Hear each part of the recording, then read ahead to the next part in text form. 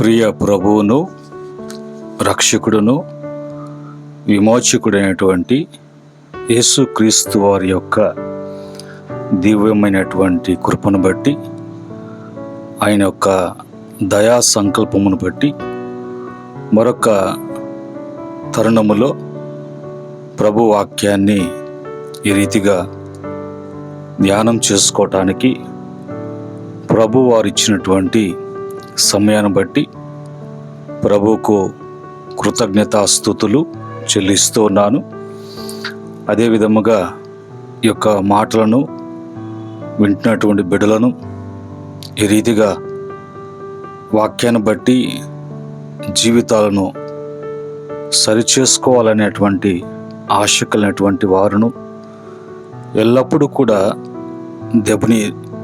దేవుని యొక్క వాక్యాన్ని హత్తుకొని జీవించాలి అనే జీవితం కోరుకుంటున్న బిడ్డలకు ప్రభు పేరిట శుభములు తెలియచేస్తూ ఉన్నాను. దేవుడు మిమ్మలను అన్ని విషయాల్లో కూడా ఆశీర్వదించి వృద్ధిపరచునుగాక. ప్రేమైన దేవుని బిడ్డలారా, ఈ సమయంలో దేవుని వాక్యాన్ని మనం చదువుకొని దేవుని వాక్యాన్ని మనం ధ్యానం చేద్దాం. కీర్తన 37వ కీర్తన 4-5 చరణాలను చదువుకొని అందులో ఉన్నటువంటి మాటలను మన యొక్క ఆత్మీయ మేలు కొరకు దేవుని ఎదుట మంచి భక్తి జీవితాన్ని జీవించడానికి కొరకు ఈ సమయంలో చదువుకొని ధ్యానం చేద్దాం. ఇక్కడ రాయబడినటువంటి మాటలు ఈ విధంగా ఉన్నాయి. యెహోవాను బట్టి సంతోషించుము, ఆయన నీ హృదయ వాంఛలను తీర్చును. నీ మార్గమును యెహోవాకు అప్పగింపుము, నీవు ఆయనను నమ్ముకొనుము, ఆయన నీ కార్యము నెరవేర్చును. ఇక్కడ ఈ యొక్క కీర్తన దావీదు, కీర్తనాకారుడైనటువంటి దావీదు దేవునికి ప్రియమైనటువంటి వాడు, దేవుని యొక్క హృదయానుసారుడిగా పేరు పొందినటువంటి వ్యక్తి. దేవుని స్తుతించటములో, కీర్తించటములో, ఆరాధించటములో దేవునికి ఎంతో ప్రియమైనటువంటి వాడుగా ఉన్నటువంటి దావీదు ఈ యొక్క కీర్తనను మరి వ్రాసినటువంటి వ్యక్తిగా కనిపిస్తున్నాడు. ఈ కీర్తనలో ఆయన రాసినటువంటి ఉద్దేశము, ఆయన కలిగినటువంటి ఆలోచన విధానం ఎలాగుందంటే, మరి దేవుని ఎదుట దేవుని బిడ్డలుగా ఎంతో మేము భక్తి శ్రద్ధలతో జీవిస్తూ ఉన్నాం కదా. దేవుని మాట చొప్పున, దేవుని ఆజ్ఞ చొప్పున తూచా తప్పకుండా ఒకవేళ ఏ కారణం చేతైనా తప్పిపోతామేమో అని తగినటువంటి భయముతో మేము నడుచుకుంటున్నటువంటి మా జీవితాలలో జరగనటువంటి కార్యాలు, అంత క్రమంగా జీవిస్తున్న మా జీవితాల్లో జరగనటువంటి కార్యాలు దేవుని భయం లేకుండా, దేవునికి లోబడకుండా, దేవుని యందు భయభక్తులు లేకుండా దుష్ట కార్యాలు, దుష్కార్యాలు చేస్తున్నటువంటి వారి జీవితాలలో ఎందుకు వారు మరి అన్నిట్లో కూడా పచ్చగా వృద్ధి చెందుతున్నట్లుగా కనిపిస్తున్నారే అన్నట్లుగా, మేము చేస్తున్న భక్తి వాళ్ళు చేయటం లేదే, మాలో ఉన్నటువంటి భక్తి ఏ కోశన కూడా వాళ్ళకి లేదే, అయినను కూడా వాళ్ళు బాగున్నారే అన్నట్టుగా, వాళ్ళు అనుకున్నటువంటివి సాధించుకుంటున్నారే, వాళ్ళకి అన్ని విషయాల్లో కూడా వాళ్ళు మంచిగా కనిపిస్తున్నారే అన్నటువంటి ఒక మనసులో ఎక్కడో ఒక బాధ కలిగినటువంటి వాడుగా ఈ యొక్క కీర్తన చదువుతున్నప్పుడు ఆయా సందర్భాలలో మనకు మరి అర్థమవుతూ ఉంటుంది. అయితే మొత్తానికి ప్రభు చెప్పేటువంటి మాట ఏంటంటే, ఒకవేళ ప్రభు తెలియచేసి ప్రభు తనతో మాట్లాడినటువంటి మాటలను బట్టి ప్రభు యొక్క కార్యాలను, ఉద్దేశాలను అర్థము చేసుకున్నటువంటి ఒక భక్తుడిగా అతని యొక్క అనుభవాన్ని ఈ విధంగా అతను తెలియచేస్తూ ఉన్నాడు. ఏమని తెలియచేస్తున్నాడంటే, యెహోవాను బట్టి సంతోషించుము. లోకములో ఉన్నటువంటి వారిని బట్టి, మనుషులను బట్టి కాకుండా దేవుని బట్టే మనము సంతోషించేటువంటి వారంగా ఉండాలి.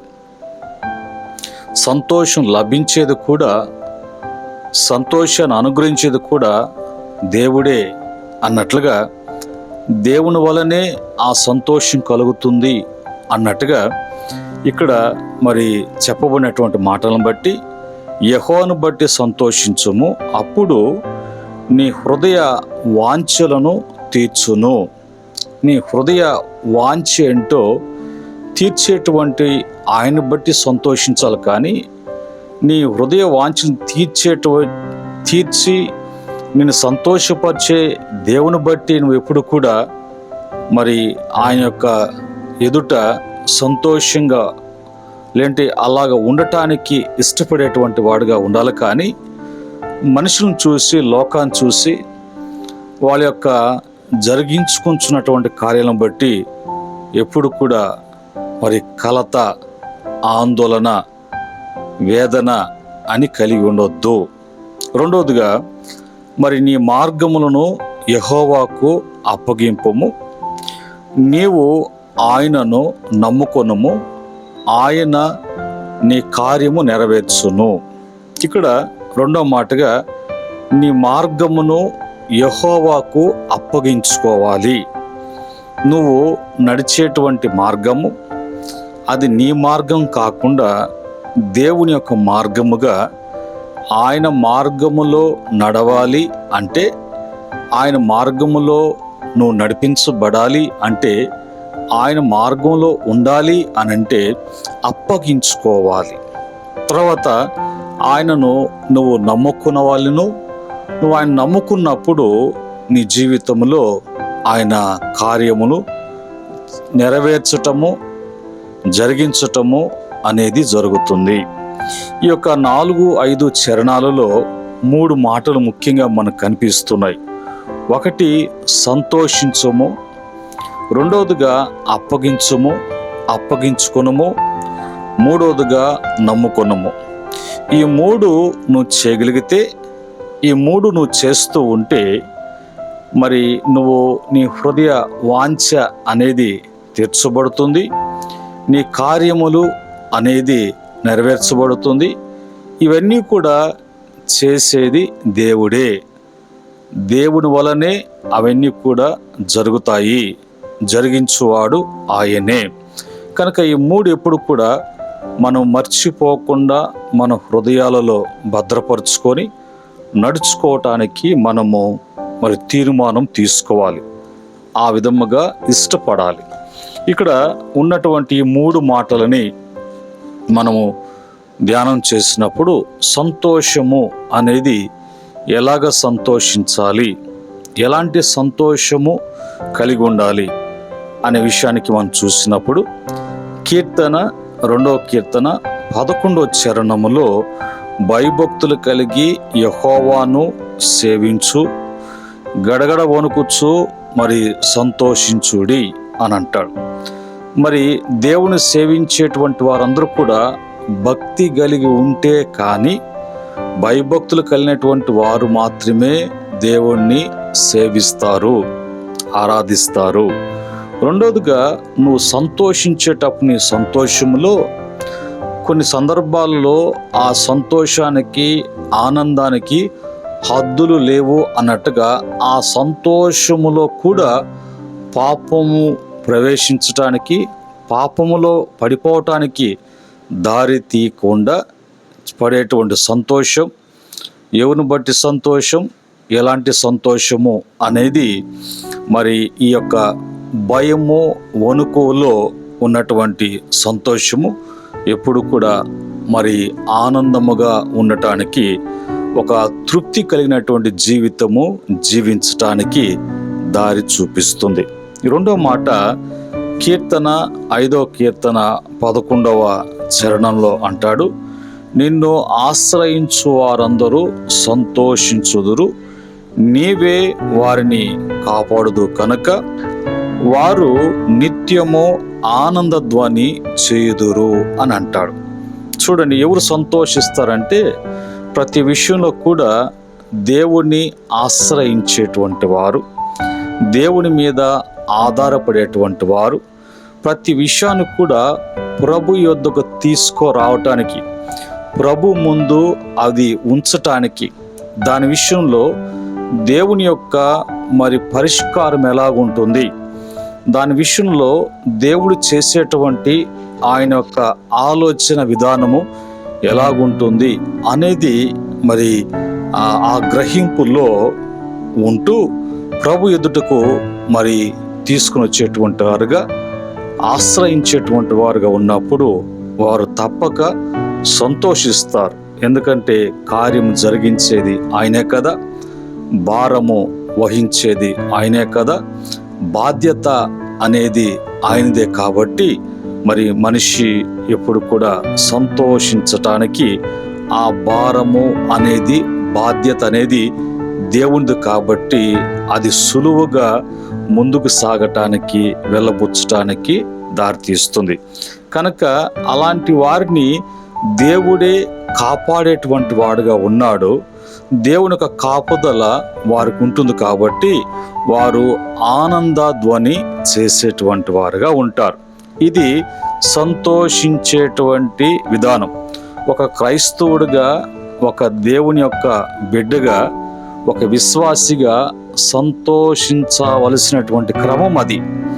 అలా కాకుండా ఒకవేళ లోకములో ఉన్న వాటిని బట్టి, లోకములో ఆకర్షించే వాటిని బట్టి సంతోషించటానికి పరుగులు తీస్తే దాని వలన మరి ఆ వాంఛ అనేది, కార్యము అనేది టోటల్గా నీ జీవితంలో ఎన్నడూ కూడా జరగకుండా అవి దూరం కావటానికి, ఆ విషయంలో నష్టపోవటానికి దారి తీసేటువంటి పరిస్థితులు కలుగుతాయి. జాగ్రత్త అన్నట్లుగా వాక్యం సెలవిస్తుంది. రెండో మాటగా అప్పగించుకోవాలి. దేవునికి ఎప్పుడు కూడా అప్పగించుకోవాలి. ప్రతిది కూడా ఆయన చేతిలో పెట్టి ఆయన యొక్క చిత్తాలు, ఆయన యొక్క ఉద్దేశాలు మన పట్ల ఏమై ఉన్నవో అవి ఆయన నెరవేర్చున్నట్లుగా మనం అప్పగించుకోవాలి. అందుకనే మరి సామెతల్లో 3వ అధ్యాయంలో ఒక మాట అంటాడు, నీ స్వబుద్ధిని ఆధారంగా చేసుకొని ఎప్పుడు కూడా నువ్వు మరి జరిగించటానికి ప్రయత్నం చేయబాకు, నీ ప్రవర్తన అంతట్లో కూడా ఆయన యొక్క అధికారమునికి ఒప్పుకొనుము, అప్పుడు నీ మార్గములు సరళము చేయబడతాయి, నీకెలాంటి మరి ఆటంకాలు, అడ్డంకాలు ఏవి కూడా ఉండవు అనే యొక్క మాటలు మనము ఆ వాక్యం ద్వారా మనం తెలుసుకోవచ్చు. ఇక్కడ అప్పగించుకోవటము అనేది రోమాపత్రిక 12వ అధ్యాయము 7వ వచనములో ఉన్నటువంటి మాట ఈ విధంగా ఉన్నది. ఏమని ఉన్నది అంటే, కాబట్టి సహోదరులారా, పరిశుద్ధమును దేవునికి అనుకూలమైన సజీవ యాగముగా మీ శరీరమును ఆయనకు సమర్పించుకునుడి. దేవుని వాత్సల్యమును బట్టి మిమ్మును బతిమాలుకొనుచున్నాను, ఇట్టి సేవ మీకు యుక్తమైనది అని అంటాడు. ఎప్పుడు కూడా మనము మన ప్రాణాత్మ దేహాలు ఆయనకు సజీవ యాగముగా ఆయనకు సమర్పించుకున్నప్పుడు, అలా ఆ క్రమములో అప్పగించుకున్నప్పుడు మనము ఏ పోరాటము మన మీదకి వచ్చినా, ఏ వ్యతిరేకత మన మీదకి లేచినా, ఎలాంటి ఆటంకాలు ఉన్నా ఆయన యొక్క భద్రత కాపుదలలో మనము ఉండగలము. మనము ఆయనకు అప్పగించుకున్నాం కాబట్టి మన పక్షంగా ఆయన ముందు ఉండి వ్యాజ్యమాడేటువంటి దేవుడిగా ఉన్నాడు. కనుక ఇది మరి భక్తుడైనటువంటి దైవ సేవకుడైనటువంటి పౌలు గారు దేవుని యొక్క వాత్సల్యమును బట్టి, ప్రేమను బట్టి మిమ్మల్ని నేను బ్రతిమాలుకొంచున్నాను, ఆ విధంగా చేయండి. ఆ విధంగా చేసినప్పుడు మీరు మరి సమస్యలు అనేవి కొని తెచ్చుకోరు, సమస్యలు అనేది మట్టుమాయమైపోతాయి, వాటి విషయంలో ఎలాంటి మీకు ఆందోళన అనేది కలగదు అన్నట్టుగా. రెండవదిగా రోమపత్రిక 6వ అధ్యాయము 13వ వచనములో ఉన్నటువంటి మాట, మరియు మీ అవయములను దుర్నీతి సాధనములుగా పాపమునకు అప్పగింపుకొడి, అయితే మృతుల్లో నుండి సజీవులు అనుకొని మిమ్మును మీరే దేవునికి అప్పగించుకునడి. మీ అవయములను నీతి సాధనములుగా దేవునికి అప్పగించుకునడి. మునుపు పాపానికి అప్పగించుకొని మరి పాపానికి దుర్నీతి సాధనాలుగా మునుపు వాడబడ్డాం. అయితే ఇప్పుడు మనము యేసుక్రీస్తు యొక్క మృతుల పునరుద్ధానం బట్టి మనము నీతిమంతులుగా మనం మార్చబడ్డాం. ఈరోజు మన మీదకి పాపానికి ఏలుబడి అనేది లేదు. కనుక ఇప్పుడు మీ యొక్క అవయవములను మీ యొక్క దుర్నీతికి కాకుండా నీతి సాధనములుగా ఉండటానికి దేవునికి ఆ విధంగా అప్పగించుకునడి. ప్రతిదీ కూడా నీ అవయములో ప్రతిదీ కూడా ఆయన అమర్చాడు కాబట్టి ఆయన దేహములో నువ్వు ఒక అవయముగా నీ అవయములను అమర్చి నీకు తలగా శిరస్సుగా ఉన్నటువంటి యేసయ్యకు అప్పగించుకున్నప్పుడు యేసయ్య అంటాడు, నేనే మార్గమును సత్యమును జీవమును, నా ద్వారా తప్ప ఎవరు కూడా మరి తండ్రి యొద్దకు తండ్రి చెంతకు పరలోకానికి ఎవరు కూడా చేర్చబడరు. కనుక మనము ఆ క్రమములో ఆ విధంగా అప్పగించుకోవాలి. మూడవదిగా మరి నమ్ముకొనుము దేవుణ్ణి నమ్ముకొనుము అనే విషయానికి వచ్చినప్పుడు మరి ఆ విషయంలో భక్తుడు అనేటువంటి మాట లేంటి వాక్యము సెలవిచ్చేటువంటి మాట ఏంటో మనము వాక్యంలో చూసినప్పుడు కీర్తన 31వ కీర్తన 6వ చరణంలో, నేను యెహోవాని నమ్ముకొని ఉన్నాను, వ్యర్థమైన దేవతలను అనుసరించు వారు నాకు అసహ్యులు. అనేక మంది దేవుని కాకుండా దేవతలని, విగ్రహారాధనలో వాటిని నమ్ముకుంటున్నారు. వాటి వలన కలిగేటువంటి ఆచారాలను అనుసరిస్తున్నారు. అయితే అలాంటి వారు నాకు అసహ్యులు అని అంటాడు. నేను వ్యర్థముగా ఏది కూడా నేను చేయను. నేను యెహోవాను మాత్రమే, దేవుని మాత్రమే నమ్ముకొని ఉన్నాను, ఆయననే నేను నమ్ముకుంటాను అన్నట్టుగా. మనము కూడా కొన్ని సందర్భాలలో కొన్ని లోకంలో చూసినప్పుడు కొన్ని ఆచారాలు, మనుషులు కల్పించేటువంటి విధులు, కట్టడలు, మూడు ఆచారాల మీద ఆధారపడుతూ అప్పుడప్పుడు డైవర్ట్ అయిపోతూ ఉంటారు, పక్కకు వెళ్ళిపోతూ ఉంటారు.